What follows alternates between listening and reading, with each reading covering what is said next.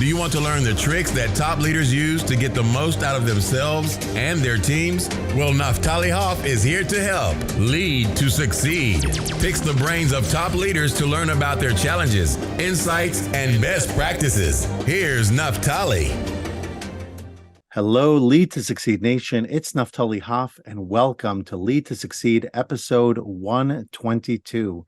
Today, I have the pleasure of speaking with Dr. Philip Hickman. As a distinguished public speaker, Dr. Phil has presented at national conferences and workshops for organizations such as the U.S. Department of Education and Columbia University. He's a prolific author with 3 books that showcases groundbreaking methodologies in leadership, personalized learning, and emotional intelligence.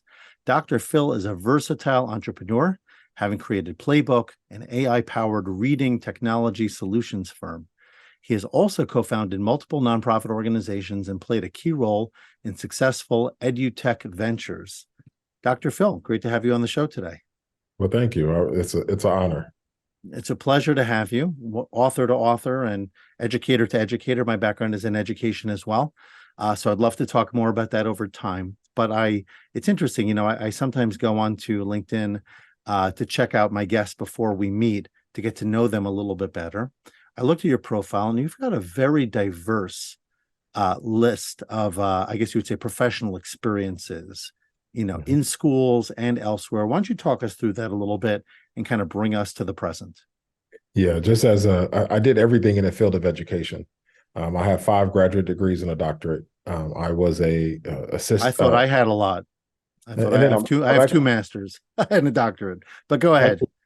Finishing up a 8th degree, a MBA as well. But in education, I started out as a teacher, special education, and then I was a school psychologist, and then I was assistant principal, director of education. I started a charter school, came back to the public sector, and became an assistant superintendent and superintendent of some of the largest school districts in the United States, and a superintendent in a rural district. I was an area superintendent in Houston Independent School District. We had 300 schools, 210,000 students. And then in Mississippi, I was in a rural district. And then I worked for United States Department of Education. Then I did some work for Apple and Amazon, and then worked for Oracle for a while. And at the same time, once I taught myself how to code and program, and then I developed Plabook, which is my education technology company in the process. So if we went back, just curious, went back to, let's say, 15 or 16-year-old Philip, and you're still sort of figuring out your career path, what was your inclination at that time? Were you planning to be a teacher? Did you have that entrepreneurial spirit then, and then you kind of put it to the side? How'd it go? Yeah, see, back then it was actually computer technology and robotics. So I tell people a story all the time. My brother and sister had to go to summer school. And as you know, with multiple children in the family, you have to go if they have to go, because you can't be left home alone. And so I wasn't in high school, but I went to a high school summer school, and the only class that they had available for me was a computer class. It was DOS. I mean, the blue screen. Yes. It was back in the days. And so I fell in love with technology. But then, of course, back then in our school systems, we were not equipped with technology. The class that I had was typing with a typewriter until my senior year. And then we had a computer class, but it was still just typing basically on a computer. My father had worked for UPS, and he would go to the wealthy neighborhoods, and he would buy, you use a Commodore 64, you only can use it to so much, and so I had every computer. I had, from the beginning, Apple's, Commodore 64. I had everything that you can think of, and just with the hard disk, floppy disk, everything. And I just fell in love with technology. I just didn't have any other means to go that direction. And so, of course, went to college on a football scholarship, and was an honor roll student. Went through education, and then revisited my love with technology. Interesting. Yeah, because I don't know that our paths mirror exactly, but I know that when I was, I guess you would say the college equivalent, I was kind of like getting an undergrad overseas, very focused in religious studies at the time. I didn't see myself as pursuing that type of pathway beyond. I thought I would move into law, which was something that had drawn my passion and interest. I thought I'd be good at it. And then, something happened. I decided I was pretty good at teaching other people and that I could inspire them. Sorry, change of season in these parts. Anyway, so that always fascinates me because I see a lot of people, let's say, go into education and they become lifers. They typically progress from teacher to some type of secondary administrative role, eventually to principal, head of school, even superintendent. Sometimes they have to then come down a little bit, off the perch and take a different position as they move through their career. But it's not super, super common for educators to then become entrepreneurs and to venture out of the relatively safe framework, if you will, of education into this other area. So I did it because I know. I'm sorry. I did it because I felt it was a life mission, meaning children. I feel like, God given my mission is anything around children. So I wanted to make an impact. And I found out as a teacher, I'm only can impact my classroom. As a principal, I only can impact that building.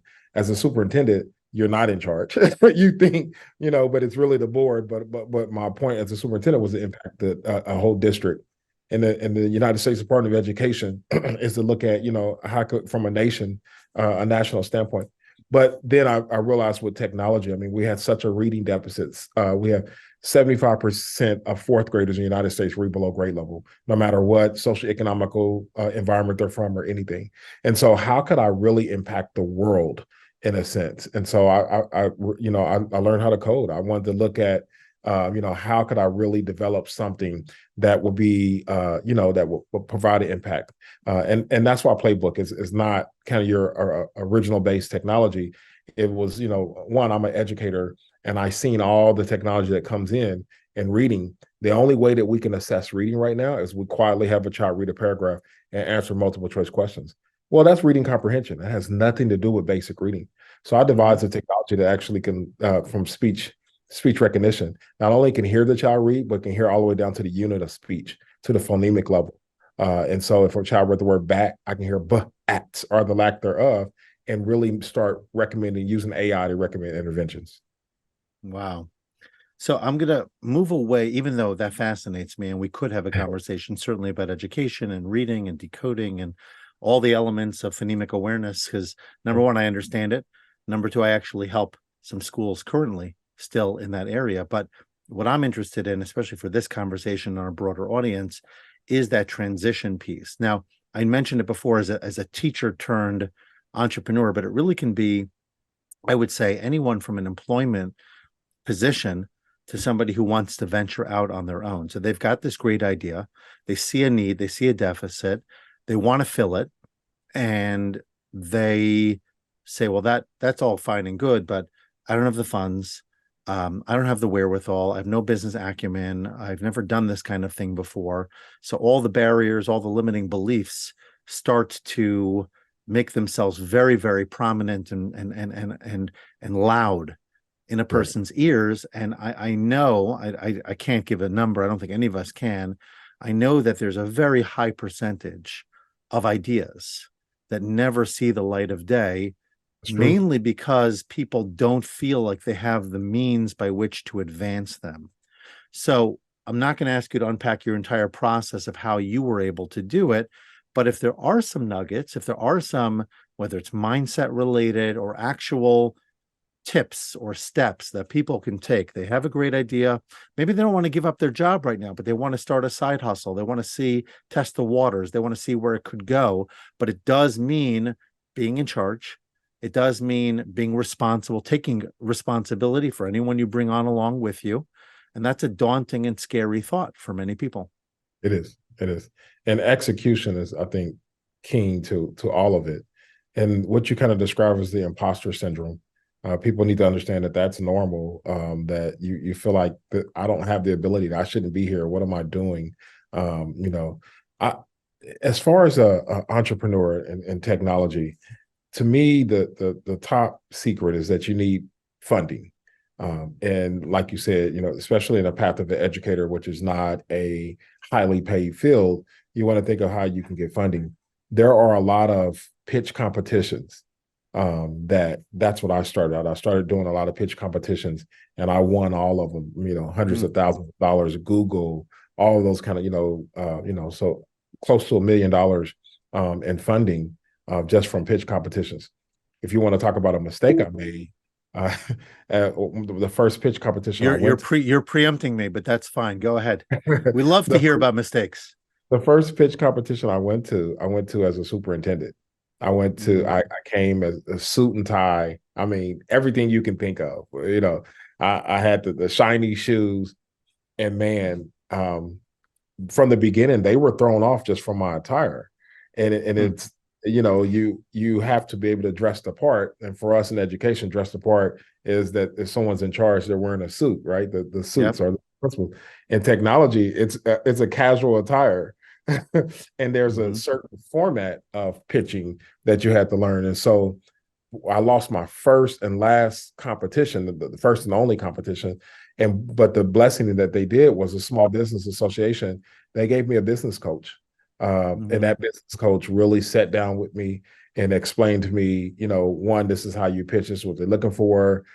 Two, everybody thought you were overdressed, and just all those great critiques that allowed me to continue on and win different competitions, join different boot camps, accelerators, all those kind of things that helped me transition from an educator, which, I believe as a superintendent, some of my budgets is 2.7 billion. Some of my budgets were 500 million. And so I felt like I was a CEO, but I think the outside business of a school is actually totally different. It's not that you can't learn that framework, but it's totally different than being a leader within a school district. Oh yeah. Yeah. If you've got a budget in front of you and you've got money kind of guaranteed against that budget, that's totally different than having to go raise it all yourself and take on that responsibility. So that is certainly interesting. Yeah. As an entrepreneur, I say you have to hunt and kill what you eat. That's right. That's right. Which is not what educators typically are used to. Every year comes, it's guaranteed. That money is guaranteed. We hunt, we don't kill our students. We maybe hunt them a little bit, but maybe a little bit. Anyway, no, but it is interesting. You talked about imposter syndrome, and I think that a lot of people do wonder, do they have the wherewithal? And we kind of assume that everybody who has already succeeded or has been perceived as successful, that they either were born with it or they've already gone through all the steps and now they're 100% comfortable and confident in doing whatever it is that they need to do to advance their careers, advance their organizations. I submit, and I'm pretty sure I'm right, that many, if not most, maybe even all people minimally experience butterflies and nervousness when it comes to performing, regardless of how many times they've done it. But I would even go so far as to say all or almost all of us second guess ourselves at some level almost all the time. Meaning to say, it's not like you have imposter syndrome and you're kind of like this outcast, this exception within society. I think most people within society deal with this, and we constantly ask ourselves, are we really good enough? And it's often the bosses that need to have their ego stroked the most. Yeah. Because they wonder themselves, were they really justified, or were they justified in being hired and being elevated to the position that they're in? Yeah. I would say as an entrepreneur that things are even more elevated. Your emotional intelligence is being tested to the limit.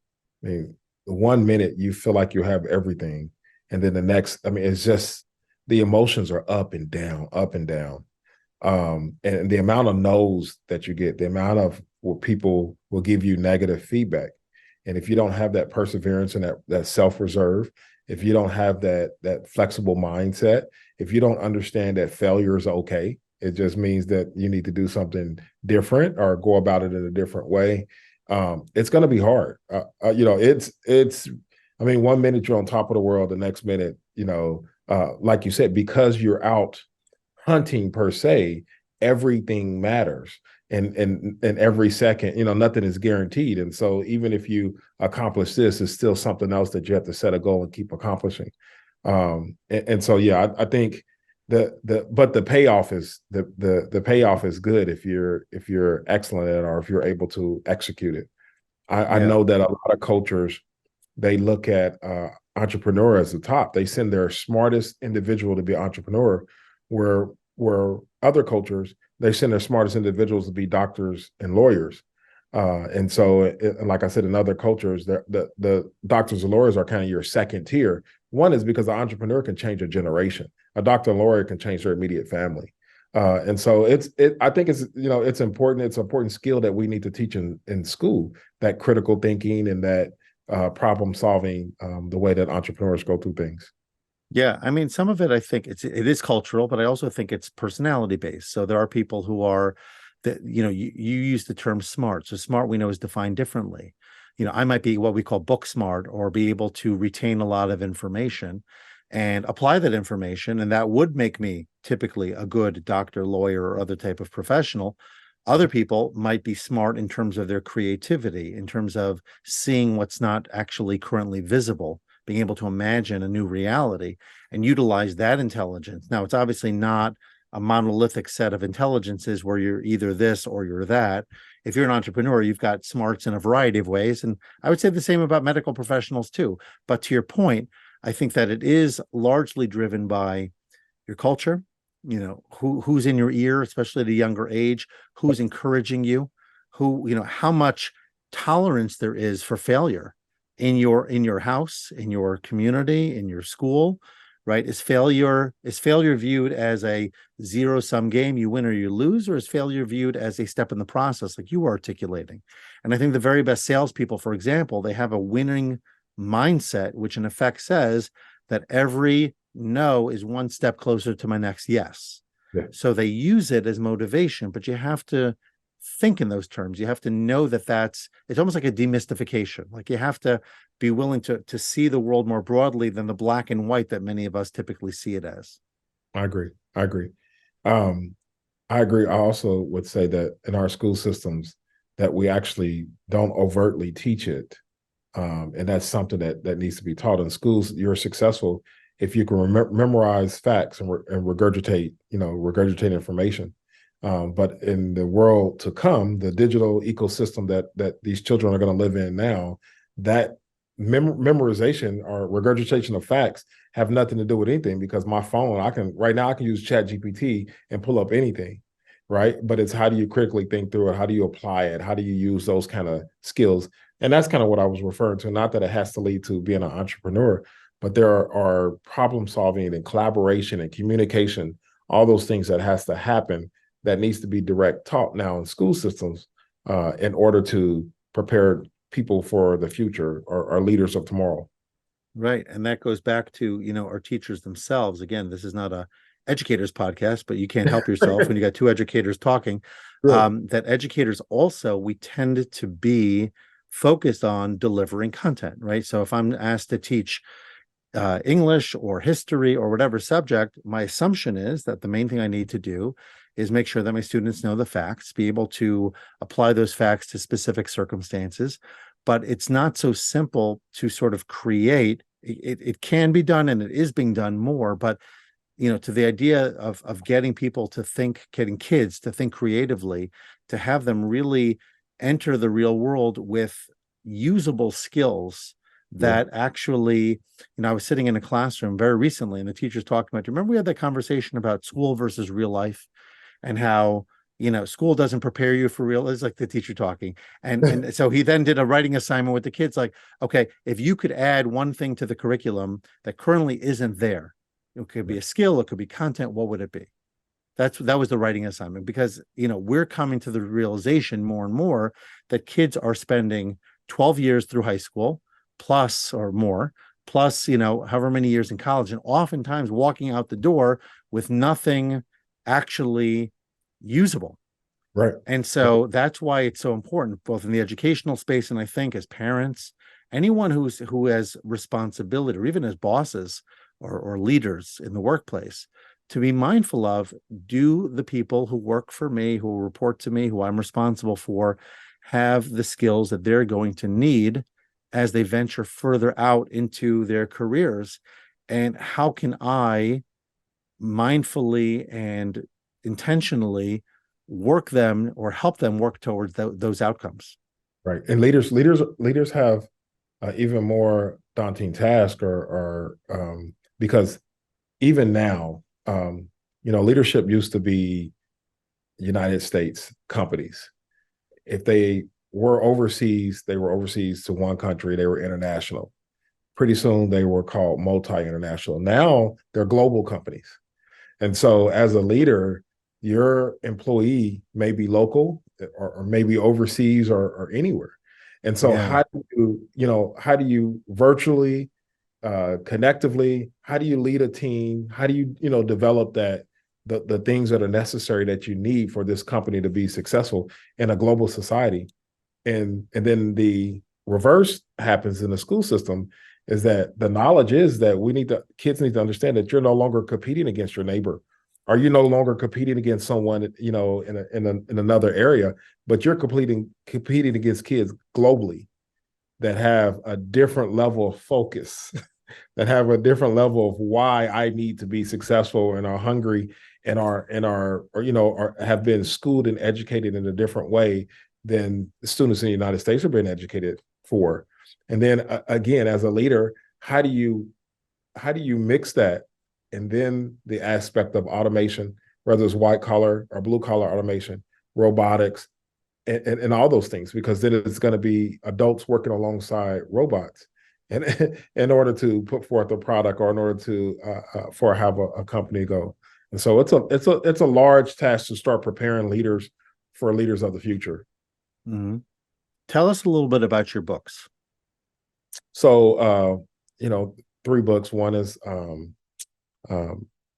one is a strong, I feel, leadership book. It's called Execution by Firing Squad: Effective Leadership When You're the Target. And it's kind of a leadership book that takes you through a company or organization that is negative, that's disruptive, that has a bad culture. And so even when I was leading it, they would cut my breaks. I was held at gunpoint, all those kind of things. Wow. How do you get the community and everybody focused on the right things? And then I kind of talk about leadership philosophies and tidbits, especially how to lead in the future, how to prepare leaders for the future, and those kind of things. Another book that I wrote was called Stop Dribbling Footballs. And Stop Dribbling Footballs is I can only imagine what that looks like. It actually was illustrated by the guy who did the Rugrats and then the 64 episodes of The Simpsons. So it's pretty well illustrated, and it can go back and forth between, kind of a children's book, and then also for the adults of how to work with people. But long story short, it's about a person that's functioning with the wrong framework. So is dribbling the football, is playing with the basketball framework as opposed to a football framework. And the end result is that you need to direct teach behavior. A lot of people think you should know better, or that's very important. Yeah, or not just for students. Yeah, not just for students. Or mistake that I made as a leader was I felt like everybody, if they wasn't living up to expectations, they need to be fired. And I had to realize you cannot fire yourself out of this situation, that you have to build in the capacity of people, that you have to build in the capacity of the adults in order to strengthen your organization. And then the last one is emotives, the truth behind student behavior. And so it's more of a social emotional framework that's talking about the impetus of why people do what they do.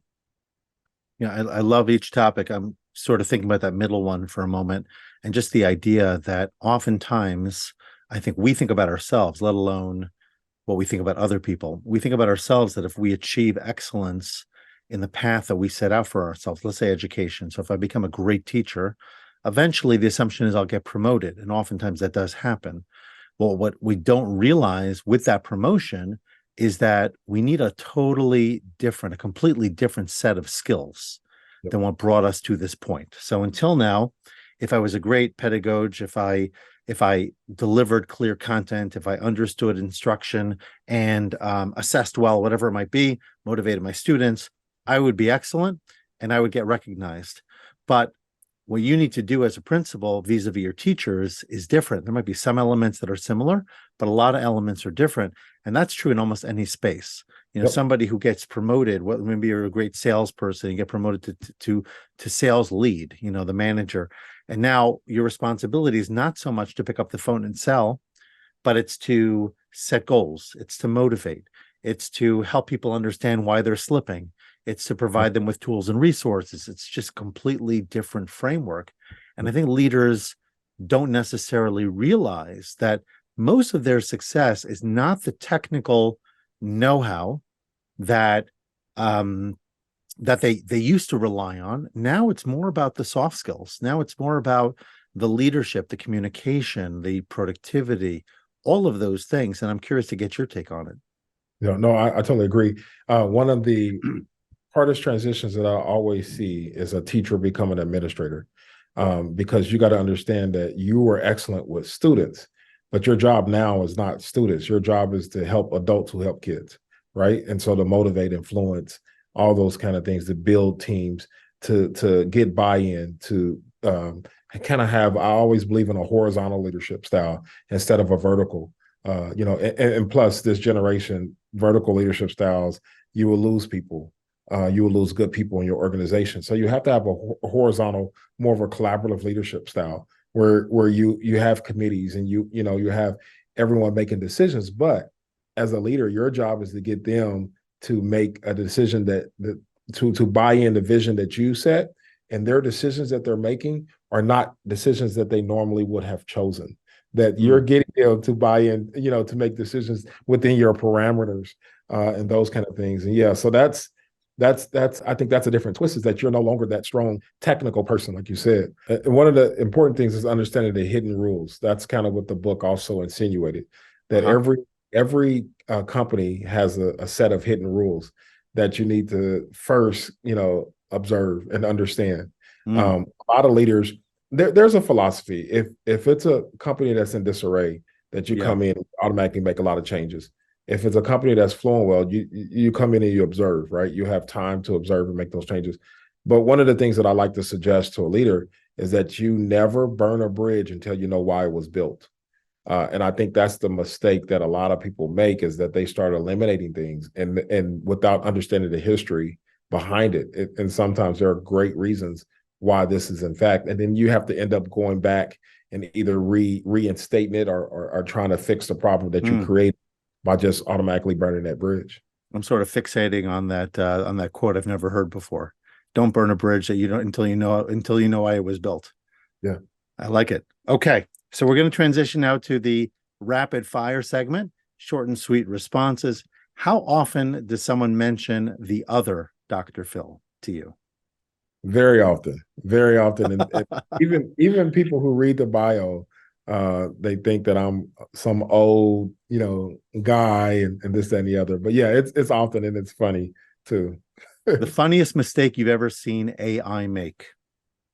The funniest mistake I've ever seen AI make. So for a platform that I was developing before, it's actually voice. So someone had an accent, and it interpret that accent, four-letter words that this person really didn't say. Very funny. A famous person, living or deceased, who you'd like to speak with? I would like to that's a good question. A famous person right now that I would like to talk living to. Or deceased. Living or deceased.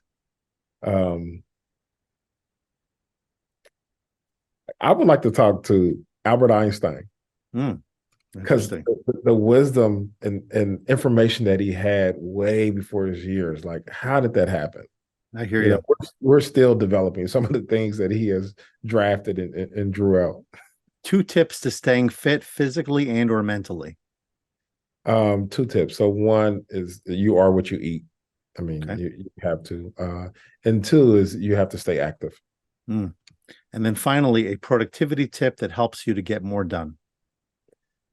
I would say setting goals and marking them off, using your technology to set those goals and kind of like a checklist and mark things off. Perfect timing because I'm about to roll out a goal setting course. So perfect. Excellent. All right, Dr. Phil, the Dr. Phil, tell us more about where people can find you, connect with you, learn more about your work. Yeah. So one, you can go directly to our website, which is www.playbookeducation.com. And Plabook is spelled Plabook. Because it's a multi-syllabic word, the vowel can scream its name. It's not a reading app that I didn't know how to spell. And then the other is on Dr. Phil on my LinkedIn. And then, yeah, everything else should be in the show notes. Awesome. Okay, so you've shared a lot of interesting stuff. Great story. Share with us, please, before you go, one final life lesson. One life hack for me is that I think you need to have kind of your mantra or saying. Mine is, once a task has just begun, never leave it till it's done. Be a labor, great or small. Do it well or not at all. Nice stuff. I need to memorize more of these too. You're just rolling them out today. Awesome. Great conversation. Thank you so much for joining me today. I really look forward, educator to educator, to staying connected and seeing your success. And yeah, thanks so much for being with me. Best of luck, and continue to do what you're doing. It's a real inspiration. Hey, thank you. I really appreciate you inviting me to the show. Bye-bye now.